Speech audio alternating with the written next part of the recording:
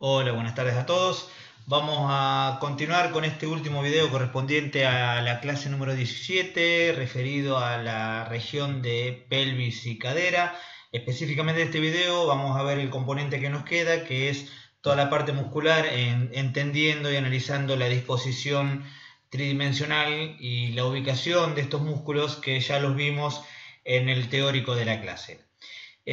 A modo recordatorio, habíamos dicho que la región de la cadera tiene tres grandes grupos musculares, por ahí lo que corresponde al grupo anterior, dado básicamente por lo que es el sartorio, el recto anterior del muslo, recto femoral y el tensor de la fascia lata. Un poquito más atrás son los tres principales flexores de cadera. Un poquito más atrás aparecen ya en un plano más profundo, viniendo desde columna y desde pelvis. Por un lado lo que es el psoas, ahí vemos cómo asoma a nivel de la ingle, en el triángulo de Scarpa, lo vamos a reconocer, ya vamos a hablar de este triángulo en unos minutos. Y un poquito más hacia externo lo que corresponde al tendón del ilíaco, que venía de fosa ilíaca interna. Obviamente que acá quedan tapados superficialmente en el muslo, en la parte distal de estos dos tendones, del psoas y del ilíaco, en su llegada al trocánter menor, a partir de los flexores de cadera más superficiales, y el vientre de ambos queda tapado en la región pélvica, en la región lumbar, por todo el componente abdominal que se encuentra por encima de ellos. Si seguimos dando vuelta y describimos la región posterolateral, en esta región posterolateral superficialmente nos van a aparecer lo que es el tensor de la fascia lata con su inserción en la bandeleto iliotibial, el glúteo medio y el glúteo mayor, que también terminan en esa bandeleta, y por debajo del glúteo medio, si lo ocultamos, nos va a estar apareciendo el glúteo menor. Vamos a volverlo a hacer aparecer en unos minutos. Ya debajo de esta zona, si nos vamos un poquito más debajo de la región glútea, en el plano profundo de la región glútea vamos a tener la musculatura que en teoría vimos como músculos pelvitrocanterios, y ahora vamos a analizarlos un poquito más en profundidad, a medida que avancemos. De ahí el piramidal, o piriforme, lo que corresponde al gemelo superior o gémino superior, el obturador interno, el gémino inferior, el cuadrado femoral, y viéndolo más, lo tenemos que tomar en otra imagen ya para encontrar el obturador externo que está del otro lado de la imagen, sacando los músculos anteriores. Estaría aquí debajo del plano de los aductores, grupo que corresponde al tercer y último grupo, el grupo interno, donde el aductor mayor o grupo de los aductores, este grupo interno, aductor mayor, lo que es el recto interno o gracilis, y si nos vamos un poquito más adelante, el aductor largo, el pectíneo, y por debajo del aductor largo sacamos y nos vamos a encontrar con el aductor corto. Para ver el obturador interno, el obturador externo, tenemos que sacar el plano del pectíneo, y ahí lo vamos a encontrar como parte de los músculos pelvis trocanterios que llegan al trocánter mayor, pero desde la cara externa de la pelvis y girando, haciéndose más posterior en la rama isquiopubiana. Entonces, si empezamos a analizar profundamente esta musculatura, nos vamos a quedar con el otro plano, con la otra pierna, cosa de tenerlos todo completo. Dijimos que son tres los músculos flexores superficiales. Si contemplamos el origen de estos, habíamos visto que los músculos del grupo anterior, estos tres flexores, corresponden a una inserción de corrido prácticamente en la cresta ilíaca y espinas ilíacas anterosuperiores e inferiores, específicamente sobre la cresta, que ahí la tenemos, sobre el hueso ilium, que ahí asoma la cresta ilíaca. Vamos a acercarlo un poquitín para que lo veamos con un poquito más de detenimiento. Van a estar saliendo de corrido por un lado lo que es la inserción del tensor de la fascia lata, ¿sí? Y bien sobre lo que es la espina ilíaca anterosuperior, lo que corresponde al músculo sartorio, músculo que se va a alojar en un plano diagonal a lo largo de todo lo que es la cara anterior e interna del muslo, para buscar en su inserción, fíjense cómo se hace más interno en el tercio medio del muslo, sale bien anterior desde la cadera, recorre en una forma de S, bien acintado, pegado sobre lo que es la estructura del vasto interno, ¿sí? Y haciéndose un poquito posterior sobre lo que corresponde a la región del cóndilo interno. Póstero interno sería bien lateral, bien medial, mejor dicho, bien por el costado del cóndilo interno, se curva nuevamente para aparecer en la parte anterior de la tuberosidad anterior de la tuberosidad interna de la tibia. ¿Sí? Es un músculo bastante complejo en cuanto a su ubicación, bastante poco tenido en cuenta dadas las funciones variadas que genera sobre la cadera y sobre la rodilla. Ya en un plano un poquitín más profundo y por debajo de lo que es, por un lado, el sartorio que tenemos marcado, y si marcamos el tensor de la fascia lata, como el otro músculo que está saliendo de cresta ilíaca y espina ilíaca anterosuperior, vamos a ver que por debajo, específicamente de la espina ilíaca anteroinferior, en un bolsillo que queda formado entre ambos músculos, una pequeña hendidura entre lo que es el tendón del sartorio y la saliente del tensor de la fascia lata, nos va a aparecer puntualmente el recto femoral o recto anterior del muslo, ya parte del cuádriceps, músculo que corresponde a la biomecánica de cadera como flexor, como los otros dos que estuvimos nombrando, pero al mismo tiempo ya forma parte de la musculatura del muslo que va a formar parte de la biomecánica de rodilla, ya que junto con los dos bastos laterales y mediales del vasto lateral o externo y el medial e interno, y el vasto intermedio o crural que está por debajo del recto femoral, van a formar los cuatro vientres que conforman la estructura final del cuádriceps, que se va a insertar mediante el tendón cuadricipital en la rótula y va a llegar a la tuberosidad anterior de la tibia como tendón rotuliano, y que es el principal extensor de rodilla. Pero en este caso el recto femoral o recto anterior del muslo, por ser el único de los cuatro vientres que tiene origen en la pelvis, va a tratarse de un importante flexor de cadera. Teniendo en cuenta estos tres músculos, entonces vemos que todo el componente, si marcamos los tres, toda la cara anterior de la cadera está cubierto por estos tres tendones. Ahí lo vemos bien en su total extensión, y nos queda ya una zona que corresponde a un espacio formado por el plano del sartorio, por un lado, y un ligamento que corresponde marcarlo acá para entender que no tiene una función estabilizadora, pero que sí tiene una función de demarcación, es lo que se denomina el ligamento inguinal, que en sí es un ligamento, un reforzamiento de la aponeurosis del oblicuo mayor, que acá lo tenemos en pantalla, ¿sí? Ahí lo tenemos al oblicuo mayor o el oblicuo externo para que lo recordemos. Es decir, un engrosamiento de la aponeurosis en forma ligamentaria, y que va a estar uniendo la espina ilíaca anterosuperior a lo que es la sínfisis del pubis, o la rama iliopúbica, al final de la rama iliopúbica, ya llegando a la lámina del pubis.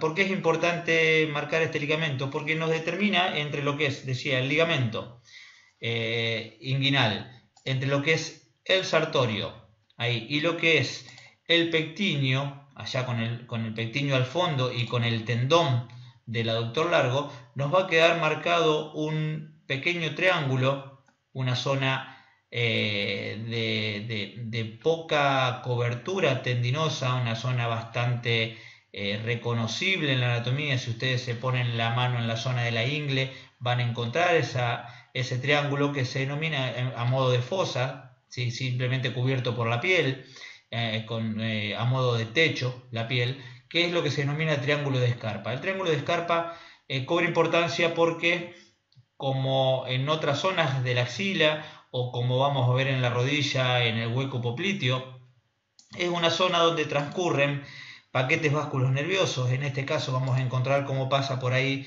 la arteria ilíaca externa para transformarse en arteria femoral. Vamos a sacar un poco todas las señalizaciones. Ahí la tienen, ya tenemos reconocido el sartorio, el ligamento inguinal y el aductor largo como vértices, y el pectíneo ya en plano profundo como piso de este triángulo de Scarpa, por debajo de la piel, decía, Nos queda en este caso la aparición de la arteria ilíaca, la arteria ilíaca externa, descendiendo ahí como bifurcación de la arteria aorta, ya entrando a la irrigación del miembro inferior. Lo vamos a ver más adelante, esto en las clases correspondientes a la circulación del miembro inferior, y que se va a continuar como arteria femoral, y pasa por ahí también lo que corresponde al nervio femoral, que va a dar inervación a todo lo que es el componente anterior del muslo. Obviamente también tenemos la vena femoral y la vena ilíaca externa que van acompañando la arteria. Pero fíjense cómo el paquete vasculonervioso pasa en el componente más cerca, más medial, más cercano al pubis de lo que es el triángulo de Scarpa. Si yo divido este triángulo que acabamos de denominar entre lo que es el ligamento inguinal, tendón del aductor largo y sartorio, y divido el triángulo por la mitad, fíjense que todo el paquete vasculonervioso me quedaría en la mitad que corresponde a la mitad cercana al pubis, es decir, a la mitad medial del triángulo de Scarpa. ¿Por qué marcamos esto? Porque por el otro componente, por la mitad o el tercio distal, el tercio más externo del triángulo de Scarpa, es decir, más cercano a la espina ilíaca, van a estar transcurriendo, y yo los voy a sacar a las tendones y a las arterias para que lo vean, lo que corresponde a los dos tendones de los flexores profundos de caderas, y este grupito un poquito más profundo que los tres que describimos antes, que son por una parte el ilíaco, y lo tenemos ahí marcado, y por otra parte el psoas. Músculos que para poder verlos tenemos que retirar todo lo que es la pared abdominal para poder entenderlos en su estructura. Sacamos los 4 abdominales, sacamos lo que es el oblicuo externo, el recto mayor, el oblicuo interno menor y el transverso, y acá ya entrando en lo que es la zona profunda de la pelvis, viniendo desde columna, esto ya lo vimos en la teoría, aparecen por un lado el psoas mayor con su origen a nivel de las apófisis transversas, la cara anterior de las apófisis transversas de la zona lumbar, y el psoas menor. Fíjense cómo el psoas mayor y el psoas menor se fusionan con lo que es los pilares del diafragma. Voy a bajar un poquito la imagen, ahí tenemos el diafragma como cúpula dividiendo lo que era tórax o región torácica de región abdominal, y que según recordamos ese diafragma se insertaba mediante sus pilares en la cara anterior de las vértebras. Acá tenemos el hemipilar derecho, sería el pilar derecho del hemidiafragma derecho, y fíjense que toma inserción en las caras anteriores de la zona vertebral de la región lumbar, donde se fusiona específicamente con lo que es, decíamos, el psoas mayor y el psoas menor, que si los recorremos y los marcamos a ambos juntos, van a ir transcurriendo hacia abajo, pasando por debajo del ligamento inguinal. Esto, si lo pensamos tridimensionalmente, vemos cómo vienen de atrás, siguiendo la pared del tórax en contacto, fíjense, prácticamente con lo que es la musculatura del cuadrado lumbar, el cuerpo del cuadrado lumbar. Fíjense cómo se unen ahí, a pesar de que uno es un músculo flexor de cadera y flexor de tronco en el caso del psoas, y el cuadrado lumbar es un músculo que tiene que ver con la extensión de la columna. Fíjense cómo están relacionados íntimamente, ya que están alojados estos dos psoas, el psoas mayor y el menor, que se consideran como uno mecánicamente, pero que están anatómicamente divididos en dos, saliendo bien desde profundo, desde la cara posterior, y dirigiéndose a la altura de la pelvis hacia adelante para alcanzar lo que es el trocánter menor de la cadera, ¿sí? Específicamente, este tendón del psoas transcurre en paralelo con lo que es el tendón del ilíaco. Ambos pasan por debajo de lo que es la arcada inguinal, ¿sí? Dentro de la zona del triángulo de Scarpa, y van a ir buscando, fíjense cómo se enrollan una vez que pasan por encima de la rama iliopúbica, se enrollan hacia atrás para poder alcanzar lo que es la zona del trocánter menor, que para poder verlo vamos a tener que sacar la musculatura aductora. Se las voy a sacar: pectíneo, aductor corto, obturador externo y aductor corto, había sacado el aductor largo inicialmente. Acá me quedo entonces marcando psoas e ilíaco y viendo cómo llega a la cara interna del fémur, interna y posterior, la parte más, interna del fémur. No llegamos a verlo desde acá, pero recordamos la anatomía del fémur que hacia afuera, acá tenemos la cabeza femoral, ahí se ve la línea intertrocanteria que estaría aquí, ¿sí? Del lado externo me queda el trocánter mayor debajo del tensor de la fascia lata, y del lado interno, pero apuntado hacia atrás, en orientación casi posterior, el trocánter menor, donde van a llegar estos dos tendones del psoas y del ilíaco específicamente. Ahí tenemos entonces todo el grupo anterior visto. Ya podemos sacar, vamos a dejar estos dos profundos, pero vamos a sacar lo que es el grupo anterior, el sartorio por un lado, el recto femoral o recto anterior del muslo y el tensor de la fascia lata. Lo vamos a ir corriendo de imagen para que nos quede ya más expuesto a todo lo que es. Ahí vemos bien el recorrido del ilíaco y del psoas hacia el trocánter menor. Ahí lo tenemos bien descubierto. Pasamos de la región anterior a lo que corresponde a la región glútea. Si nos vamos hacia atrás, mirando la cadera desde atrás, tenemos específicamente por un lado la estructura que corresponde a la aponeurosis y el vientre del dorsal ancho, que ya lo vimos en la temática de cintura escapular, saliendo bien de cresta ilíaca, sacro, zona lumbar hasta la sexta dorsal aproximadamente, y dirigiéndose hacia lo que es la corredera bicipital, transcurriendo la axila. Eliminamos ahí el dorsal. Tenemos la musculatura profunda de la masa común y el cuadrado lumbar. Sacamos todo también de ahí y ya nos quedamos bien expuesto con la cresta ilíaca. Acá aparecería lo que es el cuerpo del multífido con todos los transversos espinosos, el pie espinoso. Ahí sacamos todo. Nos quedan sacar esa musculatura, ¿sí? Psoas por delante. Te vamos a dejarlo para que veamos cómo se fusionan. Vemos, decíamos, toda la inserción continua del glúteo mayor a lo largo de lo que es la cara posterior del sacro, el inicio de la cresta ilíaca. Fíjense cómo si tomamos la cresta ilíaca, el glúteo mayor, el más superficial y más voluminoso de todo, decíamos, va tomando lo que es el tercio más posterior de la cresta ilíaca. Ahí lo tenemos marcado. Se dirige con todo su volumen hacia lo que es trocánter mayor del fémur y para tomar inserción también sobre la cintilla iliotibial que tenemos ahí. Acuérdense que ya sacamos el tensor de la fascia lata, por eso nos queda la cintilla liberada. Decíamos glúteo mayor tomando el tercio posterior de la cresta ilíaca. Si tomamos de tercio posterior, tercio medio y hasta la zona anterior de la cresta ilíaca, nos va a aparecer el glúteo medio o mediano, y ya por debajo del mediano y llegando a la parte anterior de la fosa ilíaca externa, mucho más pequeñito. Voy a sacar el glúteo medio para que lo veamos, mucho más pequeñito, pero no por eso es menos importante en función. Vamos a encontrar por ahí por debajo el glúteo menor. Si volvemos a poner toda la musculatura, fíjense cómo a lo largo de la cintilla iliotibial convergen por un lado el tensor de la fascia lata, el glúteo medio y las fibras más anteriores del glúteo mayor, tomando inserción en lo que corresponde a la cintilla iliotibial.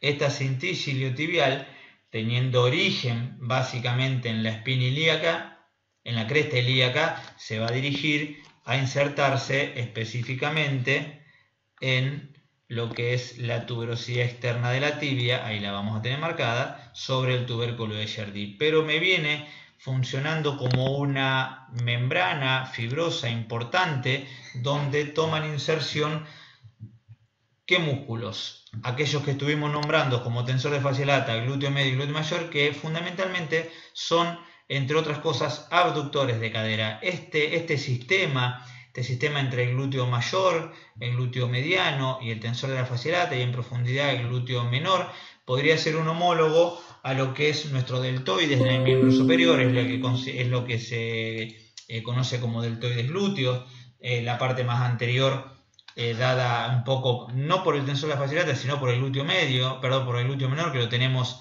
por delante. Fíjense que ahí lo saco, viene ahí abajo, aunque el tensor de la fascia lata tranquilamente podría ser parte de este sistema mecánico de deltoides de la cadera, el deltoides glúteo. Puntualmente, los tres vientres de la musculatura glútea mayor, mediano y menor corresponden al deltoides glúteo, ¿sí?, que hacemos referencia en el teórico. Si nos quedamos sacando esos tres elementos de la región glútea y habiendo sacado el tensor de la fascia lata por delante, nos aparece un grupo que en profundidad cobra importancia como músculos rotadores de la cadera, que es el grupo de los pelvitrocanterios o de los 6 rotadores externos. Estos 6 rotadores externos corresponden, por un lado, al piramidal, que miremoslo de frente. Déjenme que saque esto, vamos a sacarlo así para poder verlo en su totalidad. Ahora sí voy a sacar el grupo anterior. Este no. Vamos a sacar todo lo que es región de aductores, después vamos a venir a verlo nuevamente.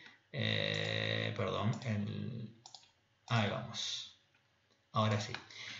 Si nos quedamos, decía, con los 6 rotadores externos, estos 6 pelvitrocanterios van a ser 6 pequeños musculitos que, saliendo entre lo que es la cara anterior del sacro, en el caso del piramidal o pisiforme, fíjense que viene saliendo bien desde ahí, desde la cara anterior del sacro. Les voy a sacar el componente abdominal para que lo podamos ver en su totalidad. Bien, ahí estamos sacando todo. El piramidal, decía, lo vemos saliendo bien desde la cara anterior del sacro y haciéndose externo, saliendo hacia atrás por la cara posterior de lo que es la articulación coxofemoral en la zona de la escotadura ciática, ¿sí? Escotadura ciática que sabemos anatómicamente se encuentra entre la espina ilíaca posterior inferior y lo que es la espina ciática. Acá tenemos el componente ligamentario de pelvis entre lo que es el ligamento sacrotuberoso y el ligamento sacroespinoso, ¿sí? Pero en ese túnel que me queda formado por lo que es el hueso ilíaco con su escotadura ciática, el ligamento sacrotuberoso y el ligamento sacroespinoso, me va a estar asomando el músculo piramidal o pisiforme piramidal de la pelvis, que es el más importante en cuanto a volumen de la región pelvitrocanteria. Por debajo de él me aparecen lo que es el gémino o gemelo superior, el obturador interno, que fíjense que sale de la cara interna. Ven como, si yo lo miro desde abajo, aquí tengo alojada la membrana obturatriz. El obturador interno se hace posterior, pasa entre el hueso ilíaco y lo que es el ligamento sacrotuberoso y busca en inserción corrida lo que es la del piramidal, la del gémino superior, la propia sobre el trocánter mayor, la cara más posterior del trocánter mayor del fémur.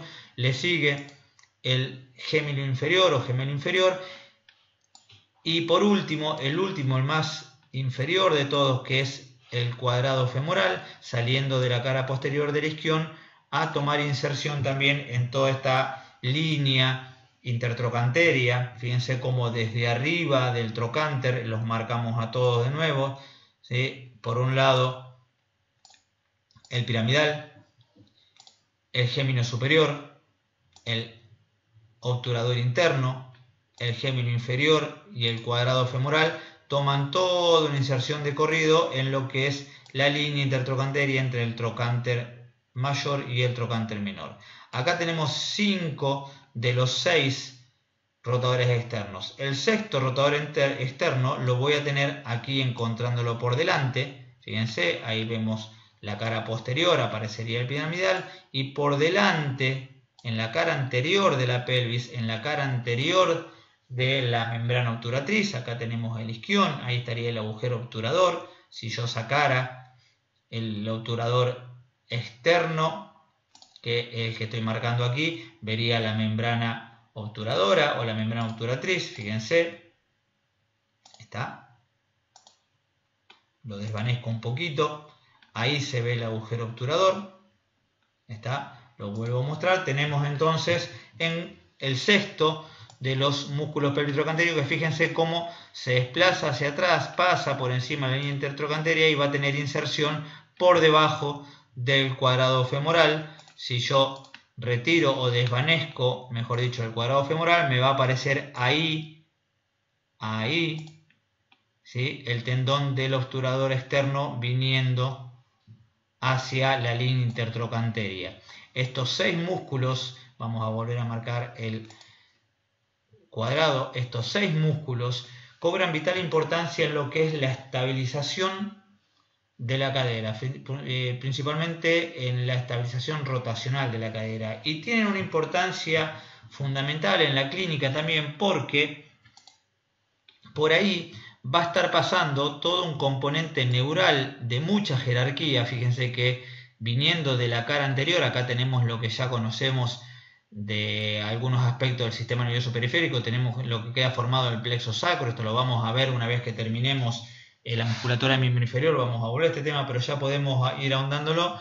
Vean cómo todas las ramas de los nervios raquídeos en la región sacra se van formando en su plexo hasta formar un gran tronco que no es otra cosa que el nervio ciático y que pasa en un ojal que queda formado entre el piramidal de la pelvis y el gémino o gemelo superior.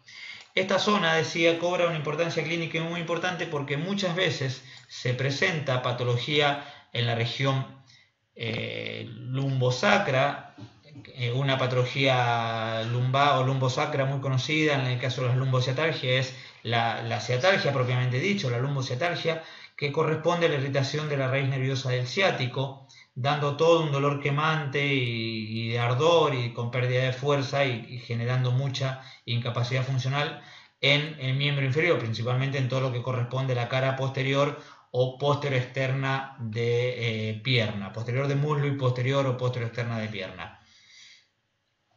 En este caso, ¿sí?, hay una variante de esa lumbociatalgia que es lo que se llama la falsa ciática o el síndrome piramidal o el síndrome del piriforme, que corresponde a un atrapamiento del nervio ciático no en su raíz, sino justamente en este ojal que queda formado entre lo que es el piramidal y el gemelo o gémino superior.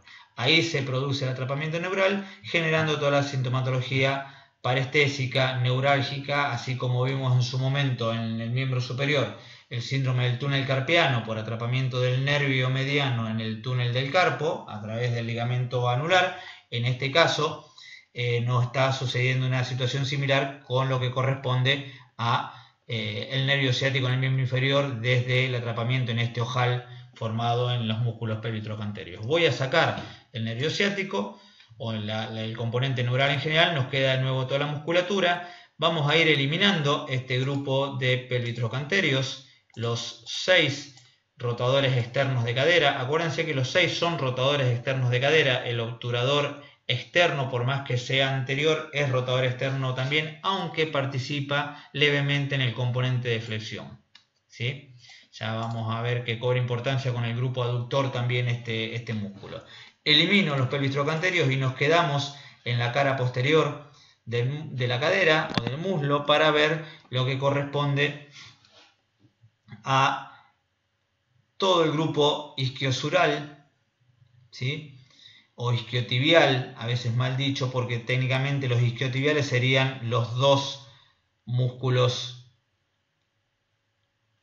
más internos, el semitendinoso y el semimembranoso, que saliendo desde la tuberosidad isquiática, ahí tenemos bien el isquion, el final del hueso ilíaco, la parte más inferior, bien saliendo de la tuberosidad isquiática se dirigen hacia lo que es la tuberosidad interna del tibia. El semitendinoso va a formar la pata de ganso justo con el sartorio y el recto interno, que vamos a conocer luego, que está aquí, como parte de la musculatura aductora, ¿sí? Y el semimembranoso se hace un poquito más profundo y se inserta por detrás de la pata de ganso también en la tuberosidad interna del tibia. Entonces, los dos semis como isquiotibiales, y por otro lado el bíceps femoral con su porción larga y con su porción corta, o cabeza larga y cabeza corta, como los músculos más importantes de la cara posterior del fémur, siendo en su origen de la pelvis, comportándose como extensores de cadera y al mismo tiempo, por tener inserción más allá de la rodilla, en el caso de la tibia, los dos semi, y en el caso de la cabeza del peroné, el bíceps femoral, ser a la vez flexores de la rodilla, un músculo de importancia mecánica para lo que es tanto la estabilización de la cadera por detrás como para la función de estabilización dinámica de la rodilla. Vamos a eliminar estos isquiotibiales. Ya vimos también lo que es la musculatura del cuádriceps. Vamos a sacar los dos bastos medial y lateral. Ahí los tenemos, ya retiramos hace un rato desde la espina ilíaca anterior inferior el recto femoral o recto anterior del muslo. En el caso este tenemos el vasto intermedio también. Eliminamos los tres y lo único que nos queda por ver en este caso es, al menos de función sobre la cadera para terminar esta parte, el tercer grupo o grupo interno, grupo de los aductores, que lo vamos a ir viendo en la pierna, en el muslo izquierdo, ya que tenemos todos. Voy a sacar el sartorio para poder verlos en su totalidad, porque aquí ya eliminamos algunos de los aductores. Entonces, como dijimos hoy, acabo de sacar el sartorio. Acá estarían el tendón de los ilíacos y el psoas, el psoas mayor y psoas menor y el ilíaco, pasando por la arcadia inguinal. Eliminamos también ese y sacamos lo que corresponde al vasto medial, recto femoral, vasto externo. Nos quedamos con solamente en esta zona del muslo con el grupo aductor. Si los miramos, los aductores van a tener una inserción de corrido entre lo que es la sínfisis púbica, aquí, parte de la rama iliopubiana, ¿sí? Y se van a ir dirigiendo hacia abajo y hacia atrás a lo largo de lo que es la rama isquiopúbica. Si los vemos aquí, lo vamos a entender un poquito mejor. Fíjense cómo algunos de los aductores vienen de inserción prácticamente desde el isquion, más puntualmente lo que corresponde al cuerpo del aductor mayor. Fíjense la cantidad de inserción, el tamaño de este gran aductor y la complejidad, la curva que hace a la hora de tomar estructura con sus múltiples inserciones desde lo que es la tuberosidad isquiática y parte de lo que es la rama isquiopúbica hasta desde adelante estar prácticamente saliendo desde el pubis, la rama isquiopúbica en la parte inferior de la sínfisis. El aductor mayor es quizás el más profundo de todos, ¿sí? Ahora lo vamos a ver en el muslo izquierdo, que es donde vamos a mostrar todo el grupo, pero quería mostrar desde acá la gran complejidad insercional que tiene este músculo para terminar en lo que es toda la región de la línea áspera por detrás, ¿sí? Y el cóndilo interno, dejando un hiato, que es el anillo del aductor, para el paso del componente vascular que venía bajando de muslo y a través de ahí va a dirigirse hacia la pierna. Ya lo vamos a ver en circulación a todo esto. Recuerden el nombre del anillo de aductores.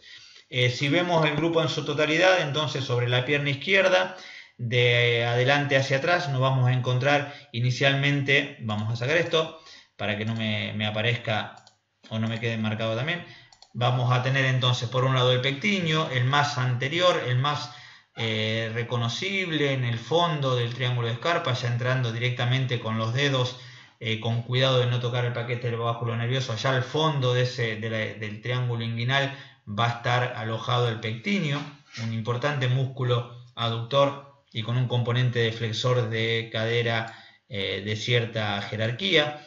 por debajo de él y bien hacia el pubis, el tendón más importante es que ustedes se van a tocar en la cara interna del muslo. Si ustedes hacen un poquitín de fuerza juntando sus rodillas, el tendón más importante que aparece en la cara interna del muslo, o si se ponen de costados, acostados, y la pierna de abajo intentan levantarla levemente, el gran tendón en forma de cilindro que aparece en la cara interna del muslo por debajo del pubis corresponde a este voluminoso tendón del aductor largo, ¿sí? El más importante de todos, y que por debajo de lo que es la estructura del aductor largo, ¿sí? Antes conocido como mediano, y del pectíneo, va a aparecer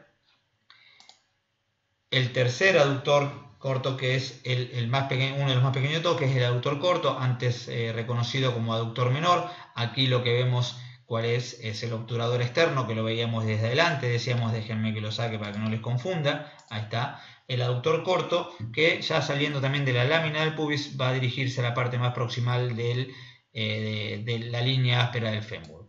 El resto de las inserciones de aductores corresponden por un lado al aductor mayor, que ya estuvimos viendo aquí, y un último músculo que fíjense que se ubica bien medialmente, bien en la cara interna del muslo, y que corresponde al recto interno o sartorio, perdón, o gracilis, recto interno o gracilis, y que va a tener también inserción en pata de ganso junto con el sartorio y el semitendinoso. En sí, el recto interno o gracilis es un músculo que está alojado, prácticamente interpuesto entre lo que corresponde al grupo posterior. Si yo lo miro desde atrás, fíjense la relación que tiene con el aductor mayor, ¿sí? Y con todo lo que es la musculatura isquiotibial. Es un músculo que está ubicado, decía, entre lo que es el plano interno y el plano posterior del muslo. Ahí lo vemos como prácticamente desde atrás lo podemos ver igual. Es decir, es una mezcla mecánica entre el grupo de aductores y el grupo de posterior, el grupo isquiotibial. De hecho, este músculo a veces tampoco tenido en cuenta, o al menos despreciado, porque se considera que otros son un poquito más importantes, es para que aquel que haya hecho sentadillas alguna vez, haya hecho un poco de squats o sentadilla profunda, ese dolor que aparece al otro día bien debajo del pubis, bien en la zona, en el caso de los varones, debajo de los testículos, ahí llegando a la inserción púbica, pero por detrás, yéndose hacia atrás, no adelante del pubis, sino debajo del pubis, tiene que ver con el dolor que genera el tendón del recto interno debajo de la pelvis, por la función de estabilizadora de cadera que tiene cuando vamos a una sentadilla profunda. Si sacamos este grupo aductor, eliminamos todos, ¿sí? Voy a sacar, perdón, también de la otra pierna, porque quiero que nos quedemos mirando un último componente de la musculatura de pelvis, ¿sí? Y permítanme sacar aquí la región glútea de lo que es la pierna izquierda, ¿sí? Y vamos a sacar, ya que estamos todo en el sacro, no lo vamos a sacar, vamos a sacar todo el componente pelvitrocanterio y abdominal también de este lado, para quedarnos con lo que quiero mostrarles específicamente, que es la musculatura del piso pelviano. Acá saco los últimos pelvitrocanterios, creo que tengo todos eliminados, sí, me estaría quedando ninguno. Fíjense ahora entonces como lo último que me queda ahí en zona pélvica es aquello que vimos como músculos del piso pelviano, ¿sí? Si nosotros miramos la pelvis desde arriba, allá entre lo que es la terminación del sacro y del coxis y lo que es por delante la zona del pubis, ¿sí? Se arma todo una estructura músculo-fibrosa que me va a dar contención en todo lo que es la zona de la pelvis menor o pelvis interna. Específicamente vamos a estar hablando de músculos que tienen que ver con la musculatura isquiocoxigia, con los pubocoxigios. Fíjense cómo me van uniendo el isquion con el coxis, aquí estaría en la parte final del sacro el coxis, el pubis con el coxis, ¿sí? Vamos a tener lo que es el ilio coxisio también, pero la parte correspondiente al elevador del ano, y vamos a tener toda la musculatura que corresponde a la musculatura profunda o controladora de esfínteres, puntualmente el esfínter anal. Si lo vemos desde abajo, toda esa misma zona me va a quedar ahí marcada, delimitada, a partir de la selección de todos estos músculos que forman parte, decía, del piso de la pelvis. Los últimos que me quedarían por marcar es el transverso profundo del periné. Estoy marcando de ambos lados, izquierdo derecho, lo que corresponde al transverso superficial del periné, y en este caso de los últimos músculos, en el caso de tratándose de una pelvis masculina, los músculos bulboesponjosos y los isquiocavernosos, que tienen que ver con la función eréctil del pene y el control de la micción en el hombre. Músculos, estos últimos que marcamos, que no aparecen en el caso de la mujer, obviamente. Este piramidal chiquitito quedó de la zona abdominal, ese lo tenía que haber sacado antes. Pero ahí tenemos entonces toda la musculatura profunda de lo que corresponde al piso pelviano, para terminar de ver la estructura de pelvis. Ahí lo vemos tanto desde abajo como desde adelante, ¿sí? Desde arriba y en vista posterior, revistiendo bien todo lo que es la zona de espacio ligamentario, ¿sí? Que queda abierta entre las variables irregulares que tiene la anatomía del hueso ilíaco en la conformación de la pelvis.